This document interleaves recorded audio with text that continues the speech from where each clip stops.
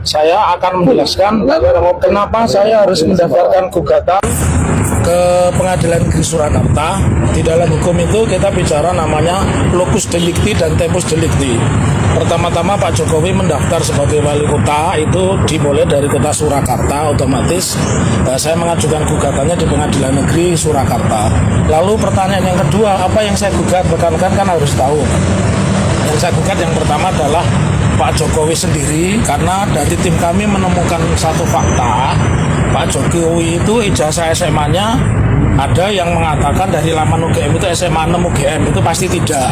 Kemudian SMA 6 Surakarta itu juga pasti tidak. Dan kami menemukan teman yang seangkatan Pak Jokowi itu ijazahnya bukan SMA 6 pada saat itu, tapi SMPP, Sekolah Menengah Persiapan Pembangunan.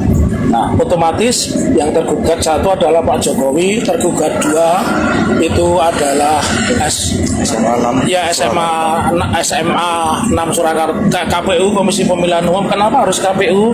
Karena KPU harus memverifikasi data. Kelemahan utama KPU, dia hanya mendasarkan pada yang namanya fotokopi yang dilegalisir. Nah, ya. Kemudian yang ketiga berikutnya yang kita gugat adalah SMA 6. Sepanjang kebetulan tahun 80 saya masih SMP dan saya masih ingat SMA 6 itu berdirinya tuh tahun 86. Artinya kalau orang lulus di bawah tahun 86 pasti ijazahnya adalah Sekolah Menengah Persiapan Pembangunan, tidak mungkin SMA 6. Karena sampai tahun 86 itu SMA negerinya itu masih 5. Kemudian yang keempat, kenapa kita harus mengajukan gugatan itu kepada Universitas Gadjah Mada? Universitas Gadjah Mada ini kan membuat sebuah kenaifan ya. Dari sejak saya sekolah SD sampai SMA, sampai kuliah dan S3, ijazah itu bukti seseorang pernah sekolah, bukti seseorang pernah kuliah, bukti seseorang menyelesaikan sekolahnya.